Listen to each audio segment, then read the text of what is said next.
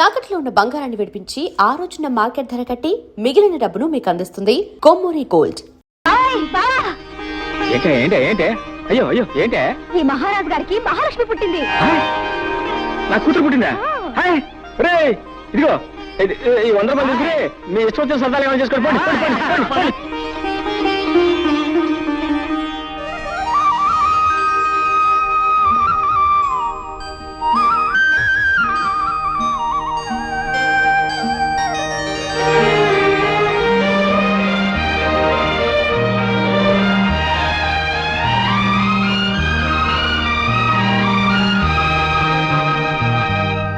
ముద్దు పెట్టుకోవడానికే బిడ్డలా? ఎలాగైతే కన్నావులే గొప్పగా. పిల్లకి స్నానం చేయించడం కూడా రాకపోతే ఎలా? ప్రతిరోజు ఎవరొస్తారు ఈ పనులన్నీ చేయడానికి? చిచి, ఇదంతా నాకు అలవాట్లేదు. ఆహా, నాకు మాత్రం ఉందా? నేనేమన్నా 5-6 కన్నానా? ఆడదన్న తర్వాత ఇవన్నీ తనంతట తనే నేర్చుకోవాలి. బావా, ఓ పంచే, పిల్లకు నీళ్లు పోయడం, పాలు పట్టడం ఇవన్నీ నువ్వు నేర్చుకో.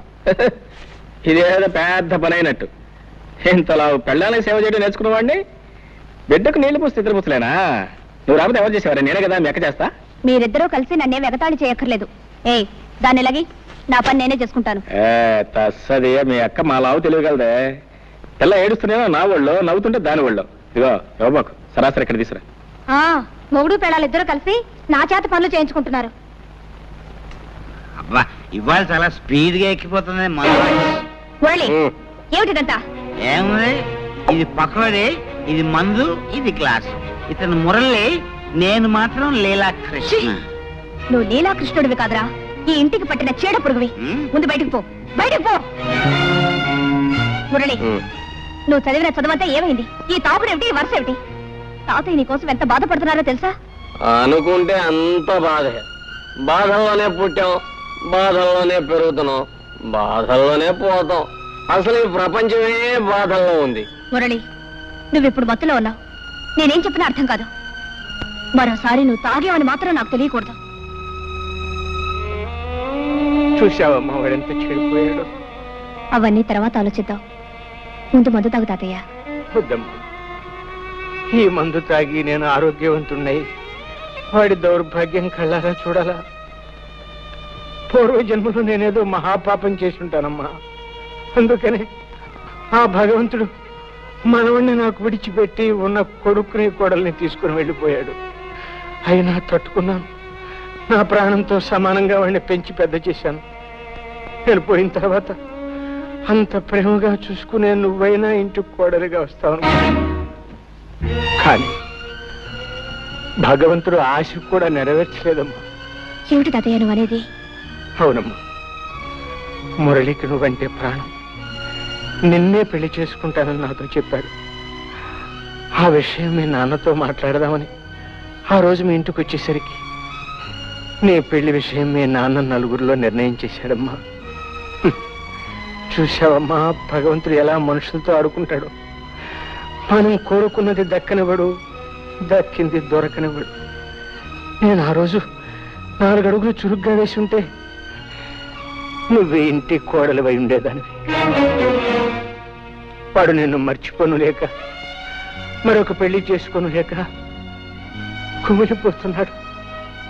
తాగుడుకు బానిసయి వాడి ఆరోగ్యం సర్వనాశనం చేసుకుంటున్నాడు. వాడిని ఆ స్థితిలో చూస్తూ నేను ఎలా బ్రతకగలనమ్మా? తాతయ్య, అమ్మా జానకి, నువ్వు నాకు ఒక మాట ఇవ్వమ్మా. ఏమిటి తాతయ్య? నేను పోయిన తర్వాత వాడిని జాగ్రత్తగా చూసుకుంటానని, వాడి బ్రతుకు బండర కాకుండా మనిషిని చేసి ఒక దారిలో పెడతానని నాకు మాట ఇవ్వమ్మా. అలాగే తాతయ్య. జానకే, జానకే, జానకే, జానకే, జానకే, ఎక్కడా ఎక్కడా నువ్వు?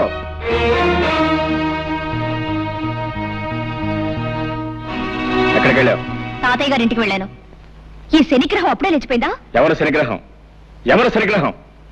పసిబిడ్డను ఇంట్లో ఒంటరిగా వదిలిపెట్టి పెత్తనాలకు వెళ్ళిన చాలక ఇంకా శనిగ్రహం అంటున్నావా? శనిగ్రహం అని నేను వెళ్ళేటప్పటికి నిద్రపోతుంది. అవును, నువ్వు వెళ్ళేటప్పుడు నిద్రపోతుందని నువ్వు ఇంటికి వచ్చేవరకు నిద్రపోతూనే ఉంటుంది అనుకున్నావా? నేను రావటం కొంచెం ఆలస్యం ఏమైతే తెలుసా? ఉయ్యాలంచి కింద పడేది. ఉయ్యాల నుంచి కాకపోతే మేడ నుంచి పడ్డానికి మనకి మేడలు లేవుగా. తప్పు చేసిన కాకుండా ఏమిటా పెడసరపు సమాధానం? తాతయ్య కొంట్లో బాలేదు, అవన్నీ సర్దుకొని వచ్చేసరికి ఆలస్యమైంది. తాతయ్య మాట్లాడితే తాతయ్య ఒకటి దొరికాడు. ఇదిగో నీ తాతయ్య చాలా డబ్బున్నాడు, నువ్వు వెళ్ళకపోయినా ఆయన చూసుకోవడానికి 10 మంది నౌకర్లు ఉన్నారు. నువ్వు ఆయన గురించి ప్రత్యేకంగా తాపత్రపడాల్సిన అవసరం లేదు. ఇదిగో చెప్తున్నాను, నువ్వు మళ్ళీ ఆ ఇంట్లో అడుగు పెట్టడానికి వీల్లేదు. ఎందుకు వీల్లేదు? వీల్లేదంతే. వెళ్తే ఏం చేస్తావు? పళ్ళు రాలగొడతాను.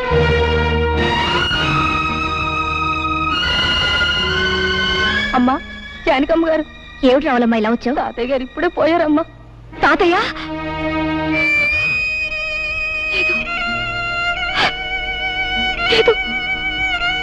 తాతయ్య గారు పోయారు? అవును బాబు. ఎప్పుడు? ఇప్పుడే. సరే నువ్వు వెళ్ళి, మేము వస్తాం. చూసేద్దాం పదా. ఎందుకు? బ్రతికిన మనిషిని చూడడానికి వెళ్తే పళ్ళు రాలగొడతానన్నావుగా, ఇప్పుడు ఆ శవాన్ని ఆఖరి చూపులు చూడడానికి వెళ్ళాలా? నీ మనసు ఇప్పుడు శాంతించిందా? నేను రాను, నువ్వు వెళ్ళు. నీ కూతురు కాపురం ముచ్చట్లు విన్నావా? ఏమిటండి? అల్లుడి మంచితనం చూసుకుని ఇష్టం వచ్చినట్టు పిచ్చి పిచ్చి వేషాలు వేస్తుందట. ఎవరు చెప్పారు మీకు?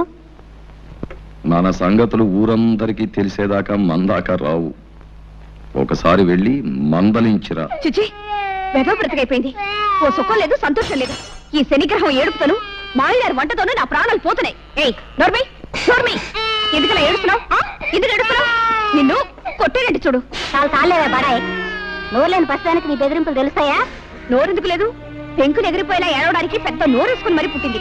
శని శని శనిగ్రహం అని. నోర్మై, పచ్చదాన్ని పట్టుకుని శని శని అంటావు. బుద్ధి లేదు నీకు?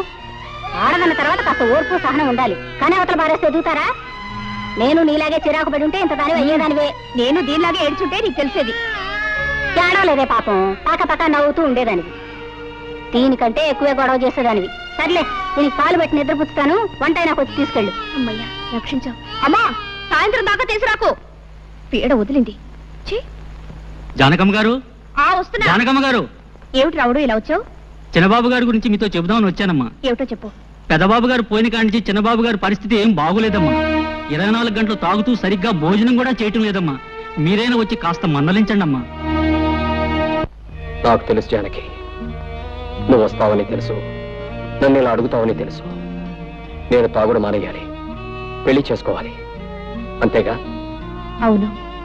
నిన్నొక ప్రశ్న అడుగుతాను, సమాధానం చెప్తావా? ఏమిటది? నువ్వు సుఖంగా సంతోషంగా కాపురం చేస్తున్నావా?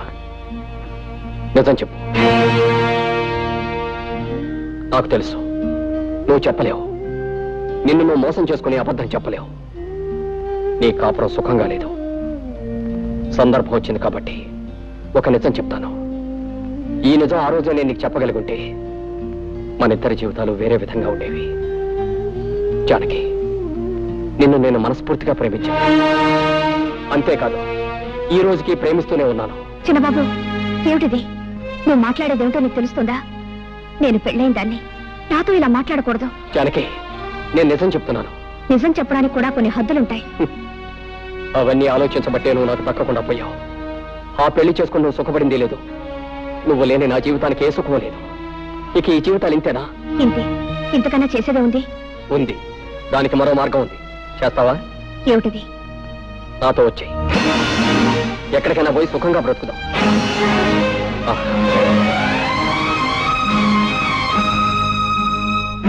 బాగా ఆలోచించు. దీనికి ధైర్యం కావాలి. సాంప్రదాయాలు చట్టుబండ్లు అంటూ ఆలోచిస్తే ఈ ముడి విడదు. మనసులో ముడిపడకపోతే నీ మెడలో వేలాడుతున్న ఆ పసుపు తాడికి 3 ముళ్ళున్నా ఒకటే, 30 ముళ్ళున్నా ఒకటే. ఇష్టం లేని కాపురం చేస్తూ నీకు నువ్వు అన్యాయం చేసుకుంటూ నీ భర్తకు కూడా అన్యాయం చేయకు. నీ కోసం అనుక్షణం తప్పిస్తున్న నాకు న్యాయం చేయి. బాగా ఆలోచించుకొని ఓ నిర్ణయం తీసుకో. నన్ను తాగొద్దని కదా నువ్వు అన్నావు. తాగను. ఎప్పటి వరకు తెలుసా? ఈ రోజు రాత్రి 12 గంటల వరకు నీ కోసం ఊరు బయట తోట దగ్గర వెయిట్ చేస్తూ ఉంటాను. నువ్వు వస్తే ఇది నాకు శాశ్వతంగా దూరం అవుతుంది. రాకపోతే దీనికి నేను శాశ్వతంగా సొంతం అయిపోతాను. వెళ్ళు. బాగా ఆలోచించుకొని నిర్ణయించుకో.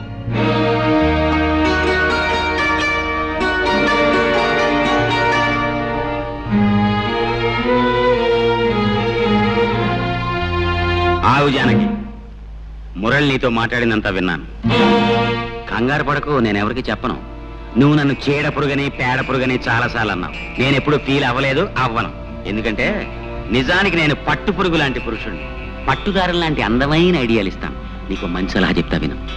మురళి నేను అడిగినంటూ తప్పేమీ లేదు. నువ్వు అతను కూడా వెళ్ళిపో. ఏమిటి ఏమిటి నువ్వు అనేది? అవును, మన పురాణాలు తిరిగే చూడు ఎన్ని ఉదాహరణలు ఉన్నాయో. బృహస్పతి భార్య తార తన భర్త దగ్గర చదువుకోవడానికి వచ్చిన చంద్రుడితో లేచిపోయింది. ఆవిడ్ని పతివ్రత కాదన్నారా ఎవరన్నా? రాముడు కాలు తగిలి మళ్ళీ మనిషి అయిపోయిన అహల్య కథ మనందరికీ తెలుసు. ఆవిడ్ని పతివ్రత కాదన్నారా ఎవరన్నా? 5 భర్తల్ని చూపెట్టిన ద్రౌపదిని నువ్వు పతివ్రత కాదు అంటానికి ఈ దేశంలో దమ్ముందా ఎవరికన్నా? అంచేత మురళి అడిగిందంటూ తప్పేమీ లేదు. నువ్వు అతను కూడా వెళ్ళిపో. వ్యవసాయం చేసే మొగుడు, ఎప్పుడు ఏడ్చే పిల్ల, ఇదంతా ఓ పేడకల్లా మర్చిపో. ఈ బంధాలన్నీ తెంచుకుని స్వేచ్ఛగా ఎగిరిపో.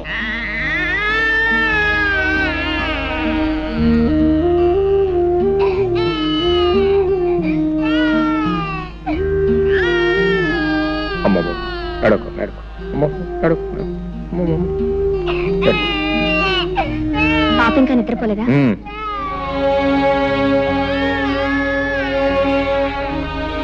నువ్వు ఫోన్ చేసావా? నా భోజన సంగతి నీకెందుకు? నువ్వు వెళ్ళి భోంచే. నాకు ఆకలిగా లేదు. నీ ఇష్టం.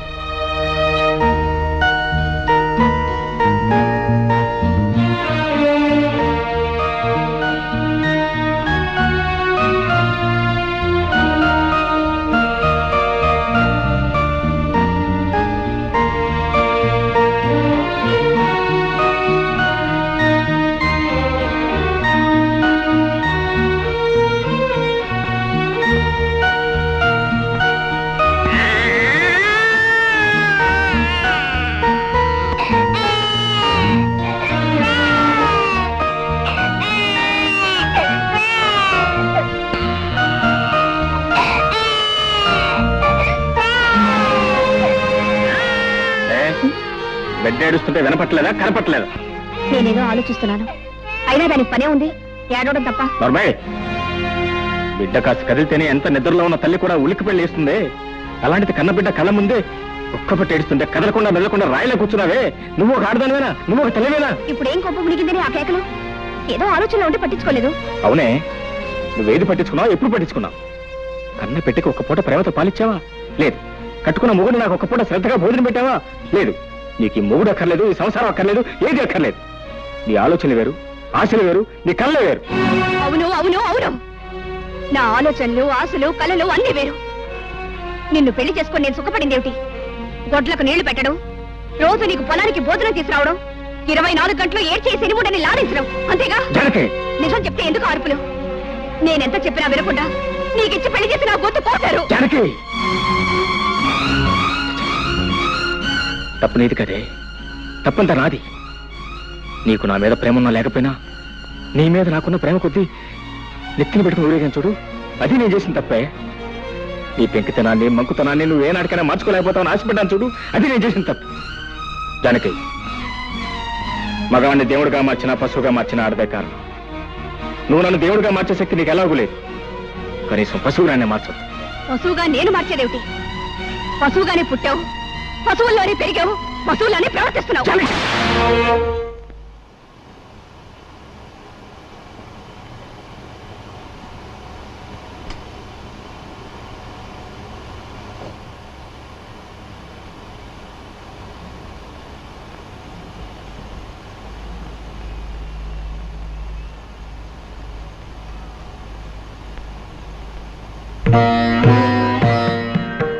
మనసులో ముడిపడకపోయిన తర్వాత నీ మెళ్ళో వేలాడుతున్న పసుపు తాడుకు 3 ముళ్ళున్నా ఒకటే, 30 ముళ్ళున్నా ఒకటే. ఇష్టం లేని కాపురం చేస్తూ నీకు నువ్వు అన్యాయం చేసుకుంటూ నీ భర్తకు కూడా అన్యాయం చేయకు.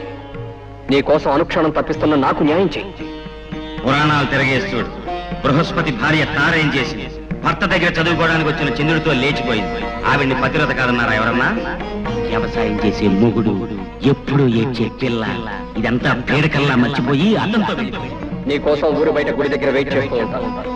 నువ్వు వస్తే ఇది నాకు శాశ్వతంగా దూరం అవుతావు, రాకపోతే దానికి నేను శాశ్వతంగా సొంతం అయిపోతాను. వెళ్ళు, బాగా ఆలోచించి నిర్ణయించు, బాగా ఆలోచించి నిర్ణయించు, బాగా ఆలోచించి నిర్ణయించు. నా కోసం వచ్చి నా కోసం వచ్చాయి. నా కోసం వచ్చాయి.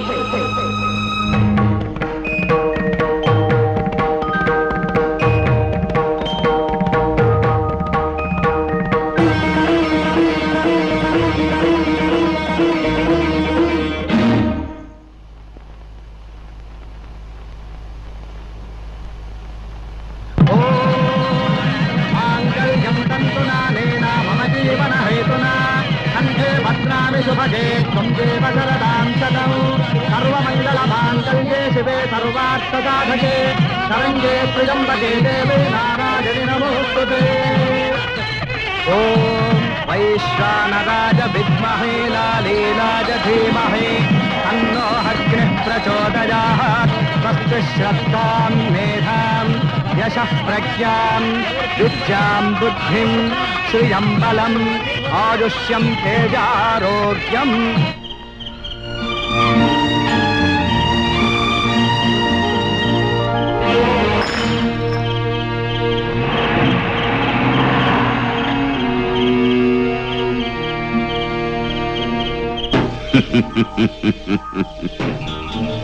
ఒరేయ్ నరసింహం, నీ కూతురు నాకిచ్చి పెళ్లి చేయరా అంటే నా కూతురు జాతిరత్నము, నువ్వు గులకరాయివి, నన్ను హేళన చేస్తావా? అది కూడా నీ జాతిరత్నం ఇంకోటితో లేచిపోతోంది. తెల్లారేసరికి తెలుస్తుంది నీ కూతురు జాతి రత్నమో అసలు జాతి లేని రాయో. సర్వే జన సుఖినో భవంతు, సుఖినో భవంతు.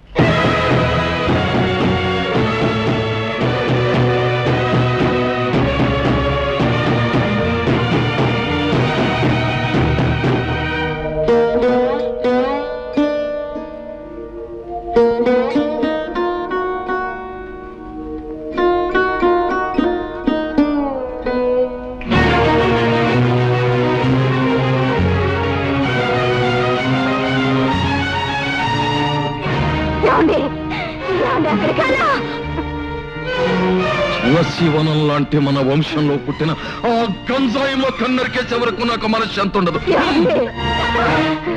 వద్దండి, ఆ గంజాయి మొక్కని కన్నా పాపానికి ముందు నన్ను చంపి తర్వాత దాని ప్రాణం తీయండి. చంపండి, చంపండి.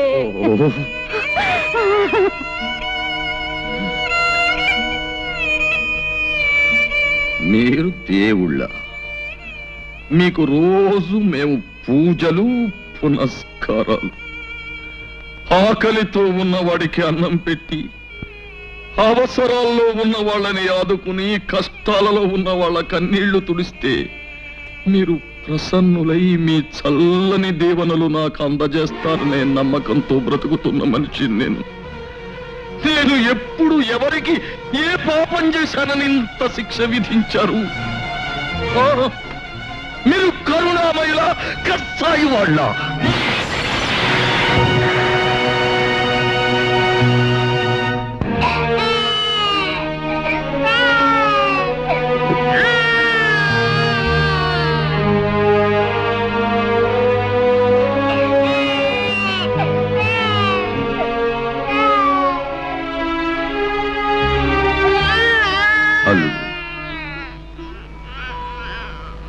అలా నిన్ను పిలిచే అర్హత నాకు లేదేమో. అలవాటైన పిలుపు మరోలా పిలవడానికి నాకు మనస్సు రాక. అల్లుడు, నేనంటే నీ కోపంగా లేదు. మీరేం చేశారని నాకు మీ మీద కోపం? ఎందుకు చేయలేదు బాబు. అలాంటి నీచురాలని కానీ పాపమే చేశాను. దాన్ని నీలాంటి యోగ్యుడికిచ్చి పెళ్లి చేసి మహాపాపం చేశాను. ఇంతకన్నా ఏం చెయ్యాలి? అల్లుడు, ఇవే చేతులతో నీ కాళ్ళు కడిగి కన్యాదానం చేసి ఈవేళ నిన్ను నలుగురిలోనూ నవ్వుల పాలు చేసి నీ జీవితాన్ని నాశనం చేశాను. ఇవే చేతులతో అది ఎక్కడున్నా వెతికి పట్టుకుని ఊరి నడిబొడ్డులో నిలబెట్టి ఒక్క ముక్కలుగా నరికి ఆ రక్తంతో మళ్ళీ నీ కాళ్ళు కడిగి నా పాపాన్ని కడిగేసుకుంటాను. అప్పుడైనా నన్ను క్షమిస్తావా? క్షమిస్తావా అల్లుడు? మావయ్య, మనిషిని చంపినంత మాత్రాన పోయిన పరువు తిరిగి వస్తుందా? జానకిని ముక్కలు చేసినంత మాత్రాన ముక్కలు ముక్కలైపోయిన మన ప్రతిష్ట మళ్ళీ వస్తుందా? మనల్ని కాదని వెళ్ళిపోయిన వాళ్ళ గురించి ఆలోచించటం, ఆవేశపడటం అనవసరం మావయ్య. మనం చేయగలిగింది ఒక్కటే, ఆమెను మర్చిపోవటం. చిన్నబాబు గారు రండి బాబు, కులాసేనా చిన్నబాబు గారు? అమ్మాయి గారు మాకు తెలియకుండా పెళ్లి ఇప్పుడు చేసుకున్నారు చిన్నబాబు. ఇంట్లోకి రాకుండానే ఏమిటా ప్రశ్నలు? ముందు సామాన్లు తీసుకెళ్ళి లోపల పెట్టు. బాబు. అమ్మగారిని మేడం మీద గదిలోకి తీసుకెళ్ళి ఏం కావాలో దగ్గర ఉంచు. అట్టగే బాబు. వెళ్ళి జానకి. రండమ్మా రండి. ఇదేనమ్మా మీ గది, రండి. వస్తాను, అవసరమైతే కేకేయండి. నా పేరు రావులమ్మ. అమ్మా, మీరేమనుకోకపోతే ఓ మాట అడుగుతాను. మీరు నర్సరీ గారి కూతురు జానకమ్మ కదూ? ఎప్పుడో చూశాను, సరిగా గుర్తుకు రావట్లేదు. వస్తాను. ఆ మధ్య మీకు పెళ్ళయిందన్నారు, ఇప్పుడు ఇలాగా? అయినా నాకెందుకులే అమ్మా, ఏదో మాట వరుసుకున్నాను. వస్తాను.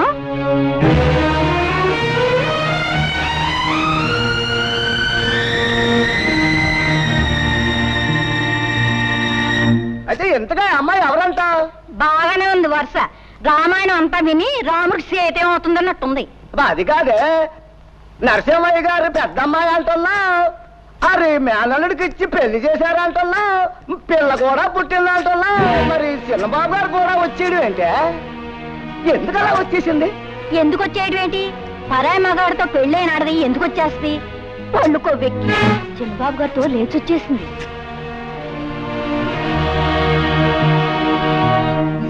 లేటు వెంకట్రావు గారి కుమారుడు రాంబాబు భార్య నరసింహం గారి కూతురు, అంటే నా కూతురు జానకి, భర్తను వదిలి మురళి అనే వ్యక్తితో లేచిపోయినందున ఈ గ్రామ కట్టుబాటును అనుసరించి జానకిని గ్రామ బహిష్కారం చేయడమైనది. ఇక ముందు ఎప్పుడు గాని ఎవరు గాని జానకిని గ్రామ సరిహద్దులలోకి ప్రవేశించనీయరాదు. అంతేకాదు, జానకి రాంబాబుల మధ్య వైవాహిక బంధాన్ని రద్దు చేస్తూ రాంబాబు ఇష్టం వచ్చిన పిల్లను వివాహం చేసుకునే అధికారాన్నిస్తూ ఇక్కడి పెద్దలందరూ తీర్మానం చెయ్యడమైనది. నువ్వేమంటావు రత్తయ్య బాబా?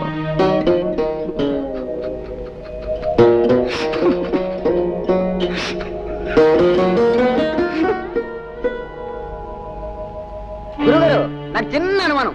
అవకాశం ఇచ్చాను, అడుక్కో. జాతిరత్నం అంటే ఏమిటి గురుగారు?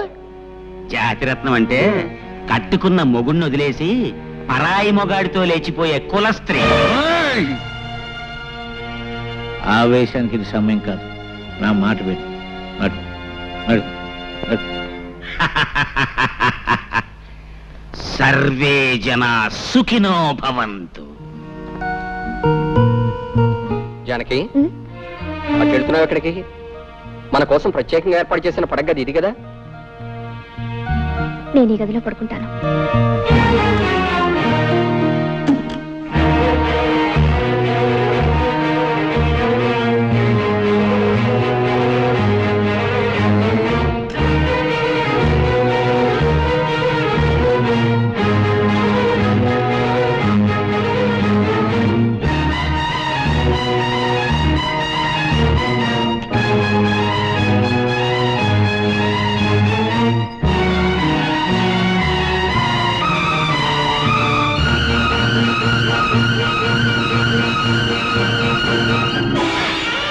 అయ్యా, పశువుతాడంటే ఓ మగాడు తన పరువుని, ప్రతిష్టని, గౌరవాన్ని పశువుతాడుగా మెడలో వేస్తున్నాను. నీ పవిత్రమైన ప్రవర్తనతో నా గౌరవం కాపాడే బాధ్యత నీ మీద పెడుతున్నాను అని.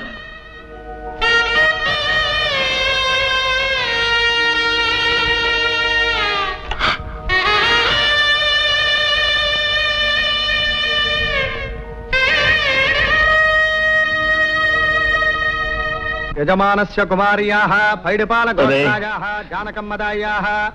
సింహం, ఏమిట్రా ఇదంతా? నీకేమైనా పిచ్చి పట్టిందా?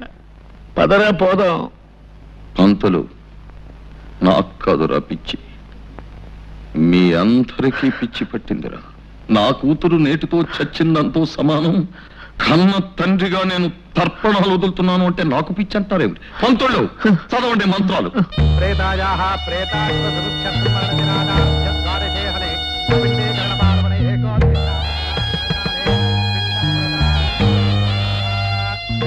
పరిశిలోదకం నమః కాయేన వాచా మనసేంద్రియైర్వా బుద్ధ్యాత్మనా వా ప్రకృతే స్వభావాత్ కరోమి యజ్జత్ సకలం పరస్మై శ్రీమన్నారాయణాయేతి సమర్పయామి. సర్వం శ్రీకృష్ణార్పణమస్తు.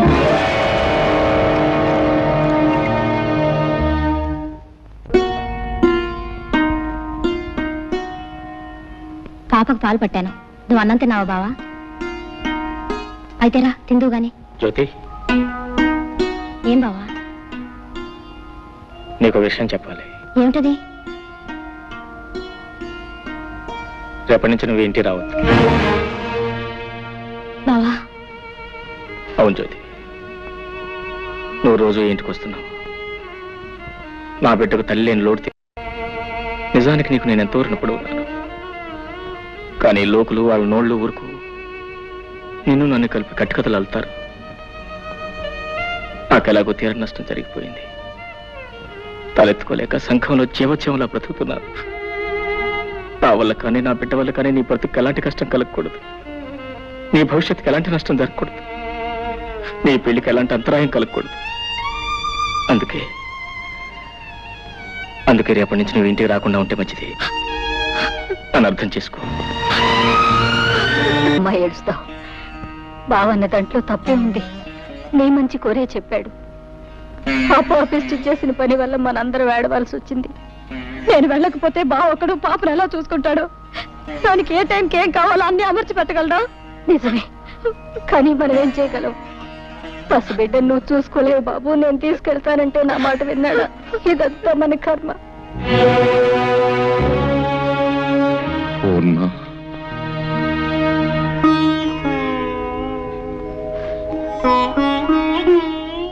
ఈ విషయంలో మనం చేసేది ఏమీ లేదంటావా?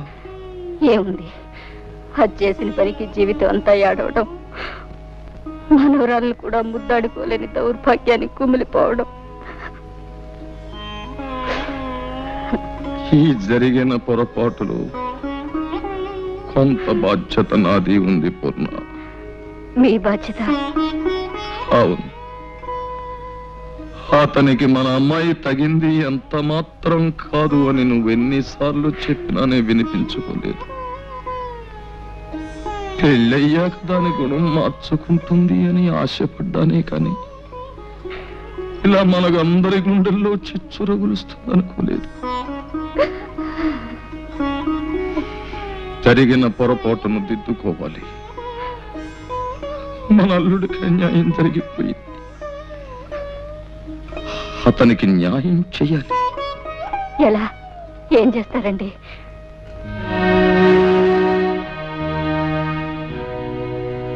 అతనికి మన జ్యోతినిచ్చి పెళ్లి చెయ్యాలి. ఏమిటి మావయ్య ఉన్నది? నాకు మళ్ళీ పెళ్ళే? వద్దు మావయ్య, నాకు అలాంటి ఆలోచన లేదు. నాతో కలిసి 7 అడుగులు వేసిన మనిషి, నాతోనే జీవితాంతం గడుపుతాన్న మనిషి మధ్యలోనే మాట తప్పి వెళ్ళిపోయిన తర్వాత మళ్ళీ ఇంకో బంధం ఎందుకు మావయ్య? ఎలాగో ఒంటరి వాడిని అయిపోయాను.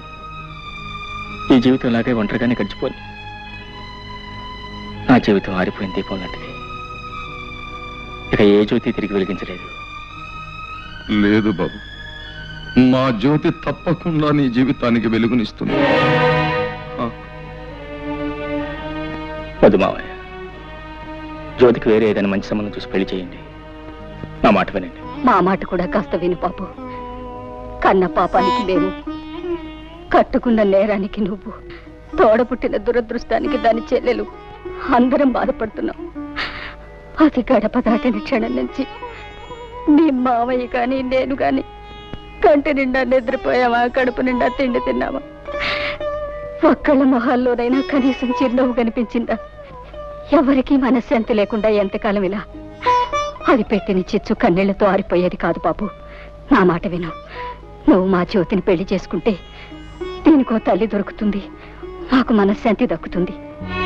అల్లుడు, నువ్వెవరివో ఎక్కడి వాడివో అయితే ఇలా అడగడానికి నాకు నోరు వచ్చేదే కాదు. కానీ మేనల్లుడుగా రక్త సంబంధం ఉన్న మనిషిగా అడుగుతున్నాను. కాదను. మావయ్య, నువ్వు చిన్నవాడివి, ప్రార్థించకూడదు. నేను పెద్దవాడిని, ప్రాధేయపడకూడదు. కానీ ఇప్పుడు ఆ రెండు చేస్తున్నాను. ఇవి చేతులు కావలుడు. మావయ్య, అలాగే నీ ఇష్టం వచ్చినట్టు కానివ్వండి.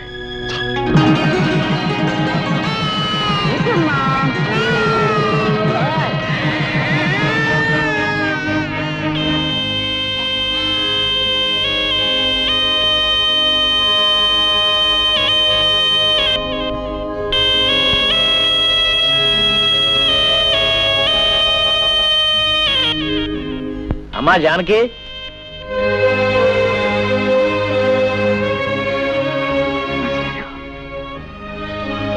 ఏమ్మా కులాసయ్యనా?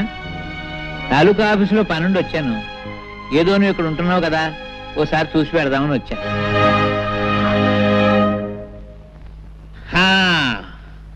అబ్బో, ఇల్లు చాలా బాగుందమ్మా, చాలా పెద్ద ఇల్లు. ఈ సోఫాలు, కుర్చీలు, టేబుల్స్, లైట్స్ చాలా ఖరీదుంటాయి అనుకుంటాను. చాలా సంతోషం తల్లి. మీ నాన్న ఏడుస్తూ అన్నాడు, ఒరే పంతులు, పెద్దది ఎలా చేసింది ఏంట్రా అన్నాడు. నేనన్నాను, ఊరుకోరా పిచ్చోడా, అదేం తెలివి తక్కువది కాదు, ఏదో గొప్పతనం లేదే ఇంత పని చేస్తుందా అని నేనన్నాను. నేను అన్నది కరెక్టేనమ్మో, లేకపోతే ఆ పేదరాంబాబు నీకు ఇవన్నీ ఎక్కడ తెచ్చి పెట్టగలడు? అమ్మా అతను అదే ఇంతకీ అతను ఏమన్నారు జానకమ్మ తల్లి? భర్త అనడానికి కుదరదు, ఎందుకంటే అతను నీ మెళ్ళలో తాడి కట్టలేదు కనుక. పోనీ నేను అతని భార్య అందామా, అది కుదరదు. ఏమనాలబ్బా? ఏమిటో ఏమనాలు యథోపరికి తోచావడం లేదు. పాఠాలంటే చెప్తాను గాని భాష గురించి అంతగా తెలియదమ్మా. పోనీ ఏమనాలో నువ్వు? అదేమిటమ్మా, అదేమిటి ఎడుతున్నావా? Silence silence silence. నువ్వేదో ఆనందంగా సుఖంగా ఉన్నావేమో చూసి పెడదామని నేను వస్తే ఏడుస్తావేమిటమ్మా? Silence silence. అమ్మా ఏడవకూడదు. మాస్టారు, నేను తప్పు చేశాను మాస్టారు, తప్పు చేశాను. చచ్చా, ఏడవకమ్మా. చేసిన తర్వాత తప్పని తెలిస్తే ప్రయోజనం లేదమ్మా. చూడమ్మా, నీకు గుర్తుందో లేదో, నీ చిన్నప్పుడు చదువుకునేటప్పుడు వేమన శతకంలో పద్యం, కులములోన ఒక్క గుణవంతుడుండిన కులము వెలయు వాని గుణము చేత. ఆ పద్యం నువ్వు తప్పు చదివితే నిన్ను నేను బెత్తంతో కొట్టాను. మరుసటి రోజు కరెక్ట్గా అప్పచెప్పావు. కానీ నీవు ఇప్పుడు పెద్దదానివి, బెత్తంతో మందలించవలసిన వయసు కాదు నీది. సరిదిద్దడానికి వీలున్న తప్పు కాదు నువ్వు చేసింది. అది పద్యం, ఇంకోసారి చదివితే వస్తుంది. కానీ ఇది జీవితం. ఇంకో జన్మ ఎత్తితే గాని చేసిన పొరపాటు సరిదిద్దబడదమ్మా. ఈ జన్మకింతే. Silence silence. అమ్మా మాస్టారు, బాగున్నారా మాస్టారు?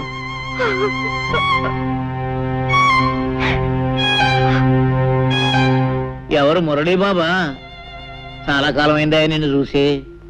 చాలా సంతోషం బాబు. నీలో బాగా మార్పు వచ్చేసిందే.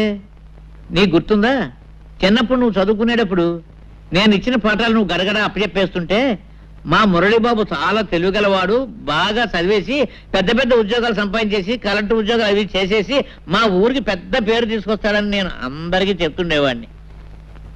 కానీ బాబు, మన ఊరి పేరు, పరువు, ప్రతిష్ట ఇలా బజారు పాలు చేస్తావని అనుకోలేదయ్యా. మాస్టారు, అర్థమైంది మాస్టారు, మీరేమంటున్నారో అర్థమైంది. చూడండి, మేమేదో కాని పని చేశామనో చేయకూడని పని చేశామనో మీరందరూ అనుకోవటంలో తప్పు లేదు. కానీ ఒక్క విషయం ఆలోచించండి, ఆమెకు తన భర్తతో సుఖం లేదు. ఆమె లేకుండా నేను బ్రతకలేను. అందుకే అర్థం లేని ఈ కట్టుబాట్లని కాదనుకొని మేమిద్దరం కలిసి ఒక నిర్ణయానికి వచ్చి ఈ పని చేశాం. మేం చేసిన దాంట్లో తప్పే ఉంది. ఏమిటి ఏమిటి బాబు, నువ్వు చేసిన దాంట్లో తప్పేమీ లేదంటావా? ఆ సంగతి ఆ పిచ్చి పిల్లలు చెప్పవా బాబు? చూడు, ఏదో తప్పు చేశానని ఏడుస్తుంది పాపం. చూడు నాయనా, ఒక ఆడ మగ కలిసి కాపురం చేయడానికి రూపం, డబ్బు ముఖ్యం కాదయ్యా. అవే ముఖ్యం అయితే ఈ పవిత్ర భారతదేశంలో ఇన్ని సంసారాలు చల్లగా ఉండవు, ఉండబోవు. భర్తలో ఏదో లోపం చూశానని భార్య భర్తను వదిలేసి, భార్యలో ఏదో లోపం చూశానని భర్త భార్యను వదిలేస్తే మన సాంప్రదాయాలకి ఆచారాలకి అర్థం లేదు, మనకు బ్రతుకు లేదు నాయన. బాబు, అన్నేళ్లు లంకలో ఉండి నా భర్త వస్తాడు నన్ను రక్షిస్తాడని ఆశగా ఎదురు చూస్తూ జీవించింది కాబట్టే ఇన్ని వేల సంవత్సరాలైనా సీతాదేవిని ఇంకా దేవతగానే కొలుస్తున్నాం.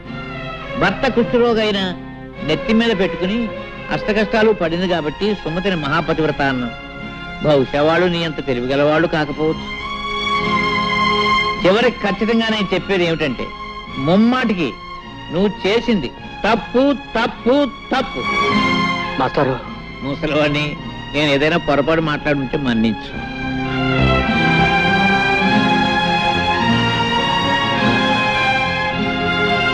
వస్తానమ్మా. మాస్టారు, నేను మీ కూడా వచ్చేస్తాను. నన్ను మీతో పాటు తీసుకెళ్ళండి మాస్టారు, తీసుకెళ్ళండి.